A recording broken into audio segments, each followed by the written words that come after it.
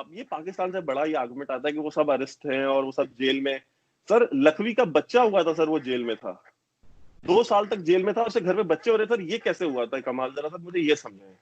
का एक ये है वैभव जी का, मैं कहूंगी कि बड़े ही nice person, very nice human being, लेकिन जब हम इनका चैनल देखते हैं या हम इनकी ट्वीट्स देखते हैं तो वो हमेशा अजीब अजीब सी और खासतौर पे पाकिस्तान के बड़े खिलाफ होती। चीमा साहब आपसे काफी नाराज हैं वैसे, मैं यहीं पे बता दूं, चीमा साहब बहुत गुस्से हैं वैभव जी से। तो आप क्या कहेंगे इस बारे में कि क्यों आपका चैनल जो है वो इस तरह की वीडियोस लगाता है, इसमें मेजर साहब भी होते हैं और आप लोग बलूचिस्तान पे मुसलसल बात करते हैं और इसी तरह से आपकी ट्वीट्स भी होती हैं? देखिए मुझसे तो आसिफ गफूर साहब बहुत नाराज थे, तो अब आसिफ गफूर ने नाराज होकर क्या कर लिया था, चीमा साहब नाराज होकर क्या कर लेंगे, तो पहली चीज तो वो।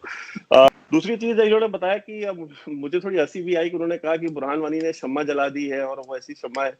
अब देखिए सर, मुझे नहीं पता, आपको शायद इसके बारे में पता हो नहीं पता हो, बुरहान वानी मारा गया था जब, तो उसने वो मारा इसलिए गया बिकॉज उसकी 5 गर्लफ्रेंड्स थी, और वो एक गर्लफ्रेंड ने टिप ऑफ कर दिया आर्मी को कि वो दूसरी गर्लफ्रेंड से मिलने जा रहा है, उसको मालूम चला, वो जेलसी के मामले में उसको इन्फॉर्मेशन मिली, वो मार दिया गया। तो सर अब ऐसे लोग जो, मतलब ये कौन सी शम्मा जलाते हैं सर, अब मैं क्या बोलूं। अच्छा एक बात ये है कि आपने बात की थी कि वो बुरहान वानी शहीद है। देखिए सर, आपके यहाँ तो वजीर आजम ने उसामा बिन लादेन को शहीद बोल दिया, तो बुरहान वानी तो शहीद है ही है, फिर तो वो कोई बात ही नहीं है। जब उसामा बिन लादेन शहीद हो सकता है, और वो नेशनल असेंबली में खड़े होकर के उसके ऊपर तबसरा कर रहे थे कि उसको शहीद कर दिया अमेरिका ने, तो अभी उसमें मैं क्या बोलूं। अब वो भी चीज आपकी ठीक है, आप उसको शहीद बोल सकते हैं, आपका नजरिया। बलूचिस्तान जो है, बलूचिस्तान देखिए नेहरू लेके गए थे कश्मीर का इशू, नेहरू की गलतियों की कीमत अदा करना हिंदुस्तान ने बंद कर दिया सर। और ये, और नेहरू ने वही नहीं, नेहरू ने और भी बहुत सारे ब्लंडर्स किए हैं जिनको रेक्टिफाई किया जा रहा है, और वो चीजें धीरे धीरे रेक्टिफाई होंगी। मुझे पता है गांधी से और नेहरू से बहुत प्यार आजकल जागा हुआ है पाकिस्तान में लोगों को कि ये गांधी वाला हिंदुस्तान नहीं रह गया, अब ये नेहरू वाला हिंदुस्तान नहीं रह गया। तो ठीक है सर, अब आप अगर आपको इतनी मोहब्बत थी तो आप अलग क्यों हुए, पहली चीज। जिन्ना की तस्वीर पीछे लगाते हैं और आगे बैठ के तबसरा कर रहे होते हैं नेहरू और गांधी के बारे में, उनसे अपनी मोहब्बत का इजहार कर रहे होते हैं आपके वजीर आजम और दुनिया भर के जो एनालिस्ट हैं। तो बलूचिस्तान का जो इशू है वो नेहरू नहीं लेके गए, तो ये कोई इसका मतलब ये नहीं कि हम उसकी बात नहीं करेंगे। बलूचिस्तान का जो मसला है वो, कश्मीर में तो आर्म्ड इंसर्जेंसी 1989 में शुरू हुई, बलूचिस्तान में तो आर्म्ड जो फ्रीडम मूवमेंट है वो 1948 से चल रही है। जो खान ऑफ कलात के जो भाई थे, he was the first person to take the part to the mountains, सबसे पहले वो माउंटेन्स पे चढ़े थे 1948 में, और उन्होंने आर्म्ड मिलिटेंसी शुरू करी बलूचिस्तान में। तो आप जब कंपैरिजन करते हैं, और आपने कहा कि हम तो उनको मटेरियल सपोर्ट नहीं करते, हम ये नहीं करते, हम वो नहीं करते, सर देखिए मुशर्रफ साहब ने किताब लिखी है, आपके यहाँ बहुत सारे जनरल्स ने किताबें लिखी है, और आपके यहाँ जो अभी हैं कुछ लोग, ये रिटायर हो जाएंगे तो ये भी लिखेंगे कि उन्होंने कैसे पीओके में कैंप्स बनाए, वो कैसे लोगों को लेके आए, फिर कैसे जेकेएलएफ को इसलिए जेकेएलएफ बोला गया ताकि उसका कोई रिलीजियस कॉनोटेशन ना निकले, क्योंकि it should sound like you know western freedom movement, तो जम्मू कश्मीर लिबरेशन फ्रंट नाम दिया गया, कोई इस्लामिक नाम नहीं दिया गया। फिर बाद में इस्लामिक नाम की तंजीमें बनाई गई पाकिस्तान के अंदर, जो कि वहां पे हमेशा एक्टिव रही हैं।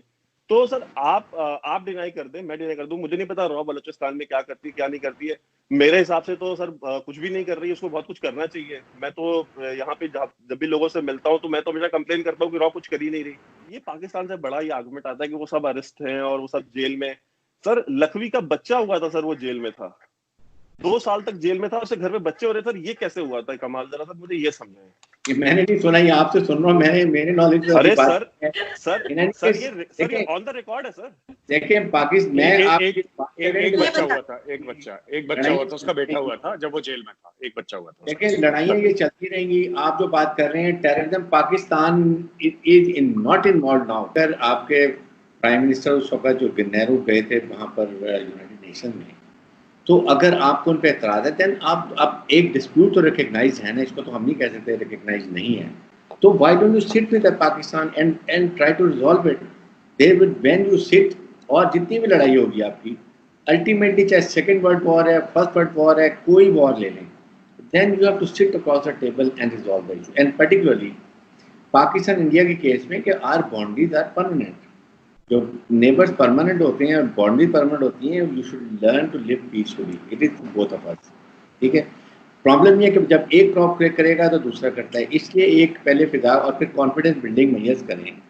देयर आर 101 अदर इश्यूज, आप वो भी नहीं बात करना चाहते। मैं तो ये कहता हूँ now is high time, we are both are nuclear countries, हमारे अवाम चाहते हैं इकोनॉमिक प्रॉस्पेरिटी, इकोनॉमिक तरक्की, सोशल वेलफेयर बीइंग चाहिए, तो आप बैठे। जी मेजर साहब, लेकिन एक चीज और है कि आप लोगों को सीपैक से भी प्रॉब्लम है और आपको लगता है कि जैसे ब्रिगेडियर साहब ने कहा कि बैठ के बात हो सकती है। अच्छा, दूसरी चीज है कि 1994 में इंडियन पार्लियामेंट ने एक रेजोल्यूशन पास करा था कि the entire state of Jammu and Kashmir belongs to India which includes POK and Gilgit Baltistan. As an Indian, my parliament's 1994 resolution supersedes United Nation Security Council resolutions of 1948। Number 1, India बिल्कुल इस चीज को मानने को तैयारी नहीं है। तीसरी बात, ये जो हम लोग आपने बात करी सीपैक की, देखिए साहब, कई पाकिस्तानी कहते हैं, मैं बस 1 मिनट लूंगा, कई पाकिस्तानी ये कहते हैं कि साहब इंडिया बड़ा जेलस है क्योंकि सीपैक है और इतनी बड़ी ट्रेड है। मैं पहले भी आप ही के वीडियो में बता चुका हूं कि सीपैक टोटल अभी इन्वेस्टमेंट $45 बिलियन का हुआ है, 45 बिलियन का वो, और जो 60 बिलियन है वो 15 साल के पीरियड में होना है पाकिस्तान में। मैंने डॉक्यूमेंट्स पढ़ी है सीपैक की, जितना सीपैक का 15 साल में होना है उससे ज्यादा, उससे दुगना हर साल इंडिया में होता है। इतना, उससे ज्यादा, उससे 1.5 गुना ज्यादा हमारी सिर्फ चाइना के साथ ट्रेड है। तो $60 billion for India is peanuts, मतलब ये हमारे लिए कुछ भी नहीं है। इंडिया, हमने कभी सीपैक के लिए ऑब्जेक्ट नहीं करा, हमारा सिर्फ 1 सिंगल ऑब्जेक्शन है, सीपैक इंडिया से आता है। 1994 पार्लियामेंट के रेजोल्यूशन के तहत गिलगिट बाल्टिस्तान और पीओके, जिसको आप लोग आजाद कश्मीर बोलते हैं, वो भारत का अभिन्न अंग है और सीपैक की एंट्री वहां से होती है। That is our only objection. हम चाहते हैं चाइना $200 बिलियन इन्वेस्ट करे पाकिस्तान में, हमें क्या दिक्कत हो सकती है? आपका मुल्क अलग है। Allow me to complete sir with your permission. पहली चीज।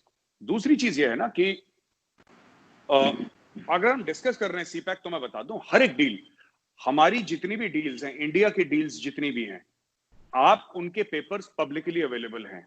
अमेरिकन ने अगर 100 बिलियन इन्वेस्ट करे हैं, अगर सऊदीज ने 100 बिलियन इन्वेस्ट करे हैं, राइट, सीपैक का अभी भी पाकिस्तानी आवाम को नहीं बताया गया कि जो इन्वेस्टमेंट है, क्या लोन है, कितना पैसा आपको देना है, अगली किस्त कब जाएगी। और यही वो आपके जो जीओसी साहब थे, जीओसी साहब ने यही वो वीडियो, में अगर होता तो मैं आपको जरूर भेजता। मैं वैभव आपसे रिक्वेस्ट करूंगा, आप आरजू और ब्रिगेडियर साहब को दोनों को भेजें। वो जो सर्विंग ऑफिसर है, सर्विंग जीओसी हैं पाकिस्तानी आर्मी के, वो कह रहे हैं साहब कुछ पता ही नहीं है, देयर इज नो क्लैरिटी। जी वैभव, तो देखिए, वो मेजर साहब भी बता रहे थे, वो पेशावर कोर के जो जीओसी थे, उन्होंने उसमें एक लाइन कही थी, उसमें उन्होंने कहा था कि पाकिस्तानी सीपैक में सिर्फ क्या पंचर लगाने के लिए गाड़ियों के, तो ही सेड दिस। तो अब उन्होंने क्यों नहीं कहा, आप वहाँ जर्नलिस्ट हैं, आप उनसे इंटरव्यू करें, उनसे पूछें कि भाई उन्होंने ऐसा क्यों कहा, अगर सीपैक इतना ही बड़ा गेम चेंजर है तो। दूसरी चीज ये है कि ब्रिगेड साहब बार बार कह रहे हैं कि बात करें। सर 70 साल से तो बात कर रहे थे। नेहरू साहब, आपने खुद कहा कि वो खुद यूनाइटेड नेशंस लेके गए, फिर उसके बाद जितने भी प्राइम मिनिस्टर्स आए इंडिया के, सबने पाकिस्तान की जो सिविलियन लीडरशिप थी उसके साथ बात करी, इवन मिलिट्री डिक्टेटर्स के साथ बात करी। रिजल्ट क्या निकला? अगर वाजपेयी साहब बस लेके लाहौर गए तो बदले में कारगिल किसने किया? और नवाज शरीफ ने खुद बोला था कि मुशर्रफ ने मेरी पीठ पे खंजर घोंपा, ठीक है, मैंने नहीं कहा, नवाज शरीफ ने खुद कहा। उसके बाद मोदी साहब अगर वहां गए उनके पोती की शादी में, तो उसके बदले में उरी और पुलवामा और पठानकोट और क्या क्या, जब भी इंडिया ने कोई इनिशिएटिव लिया है आपके यहाँ से, आपका जो डीप स्टेट है, आईएसआई है, वो इस तरह के मिस एडवेंचर्स करती है ताकि टॉक्स डिरेल हो। तीसरी चीज ये है कि आप आज बात करना चाहते हैं, आप आज से पहले बात नहीं करना चाहते थे। आपसे मुराद मेरी कि आपकी जो रियासत है वो आज इसलिए बात करना चाहती है बिकॉज वो बैंकरप्ट हो चुकी है, उसके ऊपर ग्लोबल प्रेशर बहुत ज्यादा पड़ा है। जो डिप्लोमेटिक